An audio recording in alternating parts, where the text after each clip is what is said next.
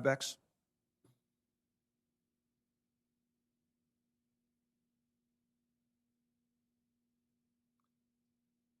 Serious consequences for any Russian aggression. Well, you said the U.S. would impose high-impact economic sanctions.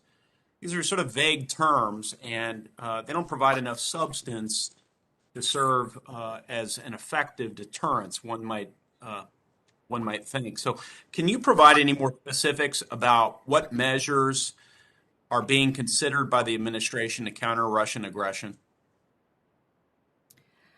Senator Young, I again want to thank the committee for the opportunity to speak in classified session yesterday, where I was quite clear and specific about the various measures that we are working on internally and that we are working on with our allies and partners. I would say that the President was equally precise in his conversation with President Putin. Didn't come as a surprise to President Putin because he was very aware of the conversation which we are having with our allies, which is part of the strategy, obviously, but suffice to say that the impact would be extremely profound. I don't think it serves the policymaking process to go any further than that in this setting. I know you'll understand. I do understand. Russia is already subject, Ambassador, to extensive sanctions. So why have these sanctions not served as an effective deterrent thus far? Well, Senator, I think you and I have had this conversation before. You know, sanctions, I personally believe that the sanctions that we imposed in a steadily increasing fashion in 2014 and in 2015 in response to Russia's incursions, first in Crimea and then in Donbass, did have the effect of stopping the Russian forces and President Putin from going further, particularly when we got to the sectoral sanctions in 2015.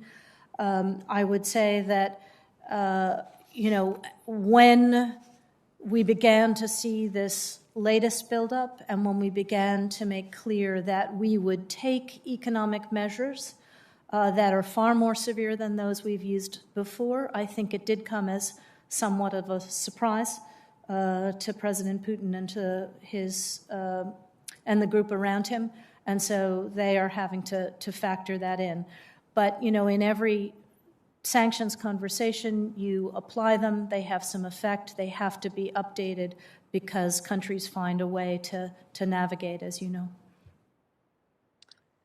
We've also discussed, Ambassador, that sanctions tend to be more effective in a multilateral sort of capacity.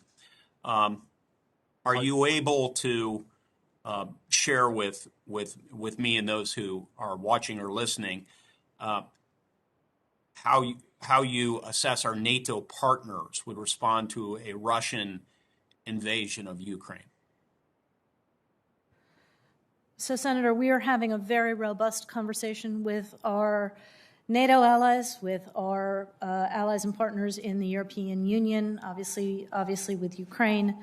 I think the statement, as I said earlier, by Chairman of the EU Commission, van der Leyen, this morning about the EU's strength of conviction with regard to the potential need to deploy more and far harsher sanctions this morning speaks to the unity that we are building, as did the very strong statements that we had from NATO when the Secretary was there last week. And again, the President is continuing that diplomacy today, as we all are at every level.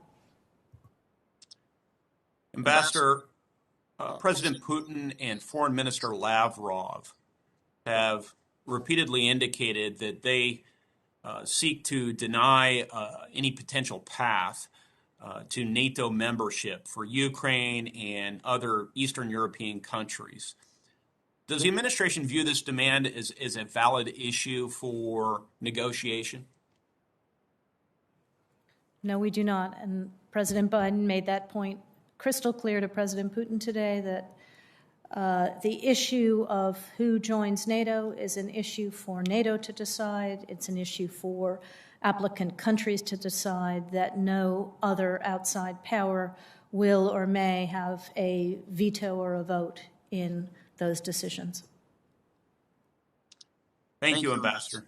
I have no further questions. Senator Shaheen is recognized. Ambassador Nuland, thank you for being here today and for the briefing that you gave us yesterday. I think